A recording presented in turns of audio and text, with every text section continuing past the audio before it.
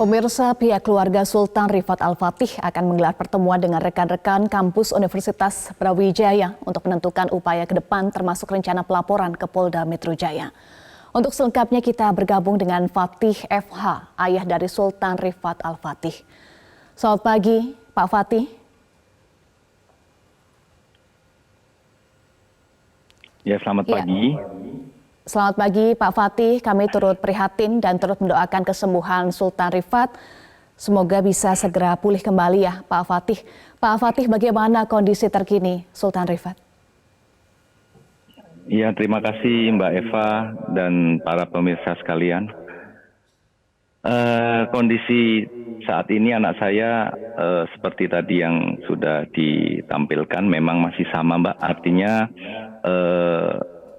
untuk makan dan minum belum bisa melalui mulut ya, oral, tapi masih harus menggunakan selang yang dipasang di hidung untuk makanan yang cair saja.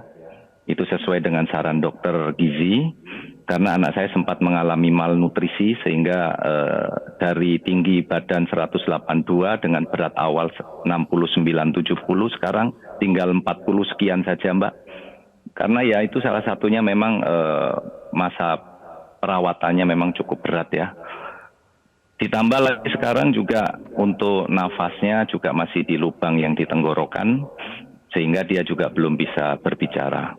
Intinya sampai sekarang belum bisa menelan apapun karena fungsi menelannya masih belum baik, belum berfungsi, sehingga yang dihadapi setiap menit adalah masalah nelan air liur, air ludahnya. Karena orang normal pasti air liur, air ludah ini kan ada terus setiap waktu pasti kita telan.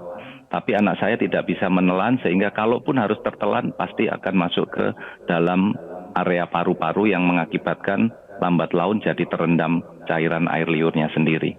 Sehingga yang dilakukan anak saya adalah hari-hari sepanjang waktu itu adalah memegang satu tempat untuk membuang air liurnya. Sampai tidur pun berapa menit pasti harus terbangun untuk membuang air liurnya di dalam gelas tersebut. Itulah yang dialami anak saya hari-hari ini, Mbak. Ya, Pak Fatih, selama 7 bulan dalam perjuangan untuk segera pulih, bagaimana perjuangan yang sudah dilakukan keluarga dan juga Sultan, Pak? Ya, sejauh ini kami pastinya melakukan perawatan di rumah sakit karena kecelakaannya di area Cilandak, jadi langsung masuk ke UGD Rumah Sakit Fatmawati, dan alhamdulillah terima kasih dengan seluruh tim Rumah Sakit Fatmawati yang sudah membantu mengobati dan mengatasi masa kritis anak saya sampai alhamdulillah sampai sekarang sudah bisa berjalan. Dari kondisi awal masuk sudah tidak sadarkan diri dengan kondisi nafas pun susah sampai muntah darah dari area mulutnya. Itu kondisinya, dan memang dari dokter sendiri disampaikan bagian tenggorokannya memang terputus, jadi tulang mudanya ini juga mengalami beberapa seperti istilah berantakan lah. Jadi harus direkonstruksi ulang menurut tim dokternya. Ditambah dengan saluran nafas, saluran makan semuanya terputus. Jadi memang kondisi saat masuk sangat tidak baik. Dan ini sampai sekarang dirasakan setelah memang seluruhnya sudah direkonstruksi, ternyata syaraf-syarafnya sendiri pun juga belum berfungsi. Sehingga kemudian disarankan untuk diobati secara lanjutan dengan tim dokter yang ada di Rumah Sakit Cipto Mangunkusumo, karena di RSCM dipastikan tim dokternya lebih lengkap dan lebih komplit. Jadi setelah 2 bulan inilah kami dirujuk dan pindah ke Rumah Sakit RSCM dengan pertimbangan tim dokternya lebih lengkap, Mbak. Seperti itu. Iya, upaya pemulihan lanjutan ya sedang dilakukan. Bisa dijelaskan lebih lanjut, Pak, prosesnya sejauh ini seperti apa di rumah sakit?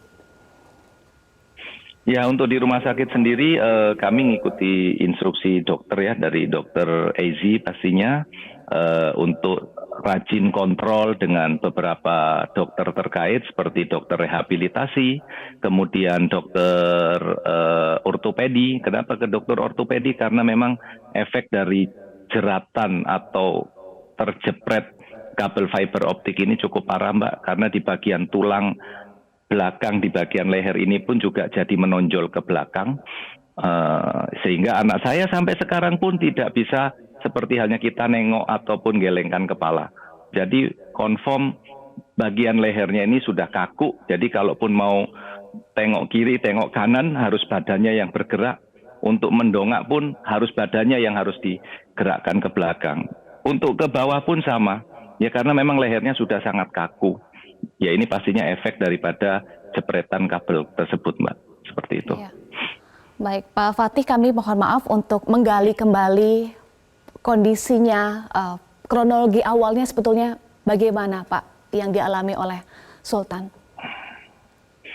Ya, informasi yang saya terima dari Mas Adit. Mas Adit ini pengendara ojek online yang menolong anak saya saat kejadian di lokasi sampai kemudian membawa ke rumah sakit Fatmawati. Mas Adit dari ojek online ini menceritakan ke saya bahwa pada saat kecelakaan ini posisi anak saya berada tepat di belakang satu mobil SUV, di mana jalanan Antasari pukul 10:30 malam seharusnya lancar, kendaraan pun bisa melaju cukup cepat, tapi pada saat itu memang merayap, pelan-pelan saja. Kenapa? Karena ternyata ditemukan di bagian depan ujung itu ada satu kabel yang menjuntai. Mobil yang mau melewati jalan tersebut harus antri pelan-pelan untuk menghindari juntaian kabelnya itu Mbak, yang ke arah Blok M dari arah Lebak Bulus maupun sebaliknya. Nah pada saat itu posisi anak saya tepat di belakang satu SUV menunggu giliran berjalan walaupun tidak berhenti stuck tapi jalan pelan-pelan. Karena posisi malam juga anak saya juga tidak tahu itu ada apa. Sehingga pada saat giliran SUV itu masuk melewati jalan itu rupanya bagian atasnya itu terkena kabel sehingga kabel tersebut ditarik oleh mobil itu ke depan terus sementara mobilnya mungkin tidak tahu. Nah begitu sampai titik tertentu dengan ketegangan kabel tertentu kabel tersebut terlepas dan langsung menjepret orang yang ada di belakang yaitu anak saya dan terjepretnya ini tepat di bagian lehernya.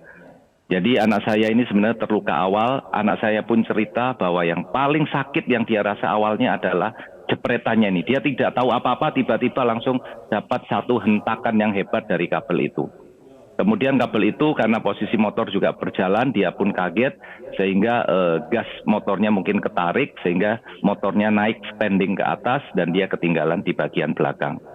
Secara luka umum, luka terbuka sama sekali tidak ada. Bagian lehernya pun tidak ada luka terbuka, hanya memar saja merah. Tubuhnya pun tidak ada baret-baret, bahkan luka pada tulang yang memar atau patah tulang tidak ada. Jadi ini menunjukkan memang kecepatannya pun tidak tinggi, Mbak. Kalau tinggi jatuh dari motor pasti akan ada luka atau minimal kesleo atau apa. Pasca kecelakaan tidak nampak itu ada memar ataupun bengkak di bagian lain, kecuali hanya di bagian leher. Itu, Mbak. Baik, Pak Fatih, pihak keluarga juga akhirnya mengetahui ya pemilik kabel optik tersebut. Bagaimana pihak keluarga bisa tahu perusahaan pemilik kabel optik tersebut?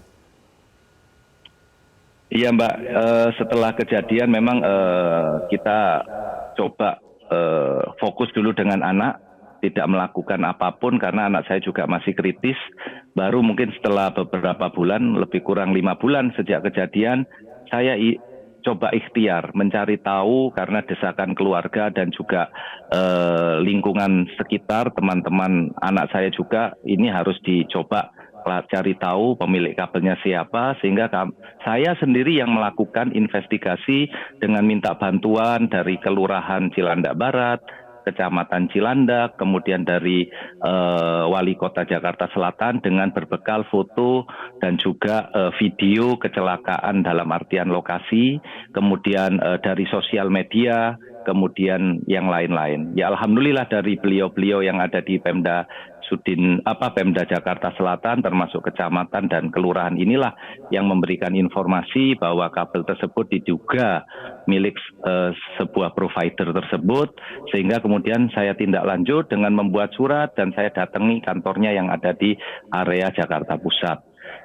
Kemudian setelah itu 1 hari setelah saya datang dan memberikan surat, ada 3 orang utusan dari perusahaan tersebut datang ke rumah saya dan alhamdulillah juga bisa ketemu anak saya dan melihat kondisi anak saya, dan di situ disampaikan penjelasan bahwa beliau datang ini mewakili perusahaan dan setelah dicek memang betul itu adalah kabel yang dimiliki oleh mereka sebagai penyebab kecelakaan anak saya. Dan mereka pun, beliau-beliau yang datang 3 orang ini juga berjanji akan bertanggung jawab perusahaan dan akan menyelesaikan segera atas permasalahan ini. Dan dalam pembicaraan itu pun saya minta secara kekeluargaan saja, tidak usah kemana-mana. Sebab apa? Sebab anak saya lebih penting untuk segera diobati supaya cepat sembuh dan bisa kuliah lagi, Mbak. Itu saja harapan saya waktu itu. Ya, artinya setelah 6 bulan baru pihak perusahaan datang untuk menengok Sultan ya, Pak? Ya betul, karena itu seiring dengan laporan ataupun investigasi saya yang 5 bulan setelah kecelakaan, kemudian saya dapat informasi dugaannya adalah punya provider tersebut, sehingga mungkin setelah itu baru 6 bulan itu betul, Mbak, seperti itu. Cuman saya tidak tahu apakah pasca kecelakaan pada mungkin 1-2 hari pasca kecelakaan perusahaan tersebut sudah mengetahui atau tidak, saya tidak tahu juga. Tapi secara pemikiran saya idealnya harusnya tahu.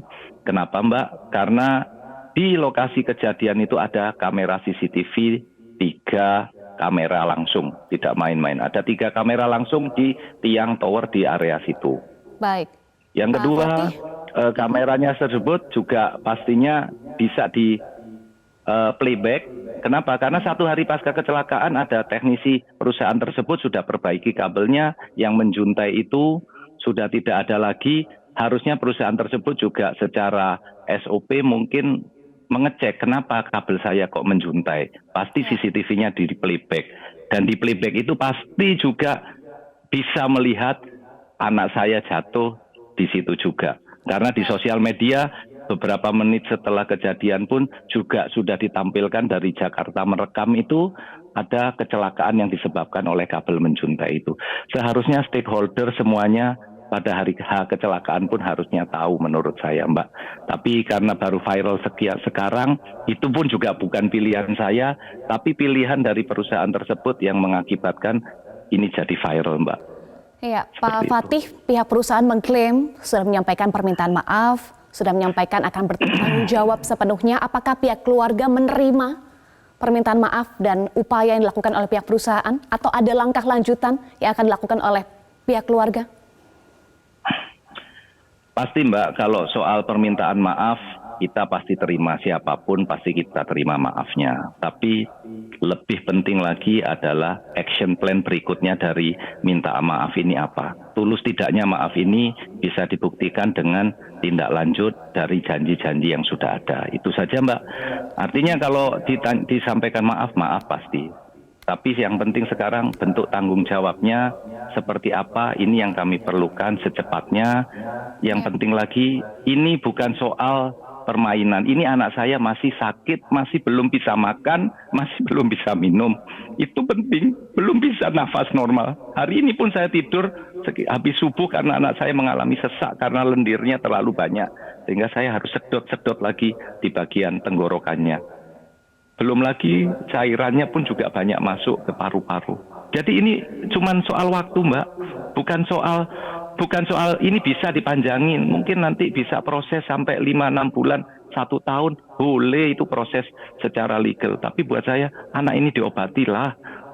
Kalau enggak, kasihan ini sebentar lagi masuk kuliah semester 7. Saya tidak tahu bisa masuk kuliah atau tidak. Kasihan. Ini masa emas anak saya, Mbak. Dia lagi semangat. Dia sekarang juga nangis. Ingat anak didiknya, anak jalanan di Malang. Dia itu ngajar anak-anak jalanan untuk ngajar baca tulis dan berkreasi. Karena dia anak satu organisasi, anak HMI. kemudian dia juga aktivis.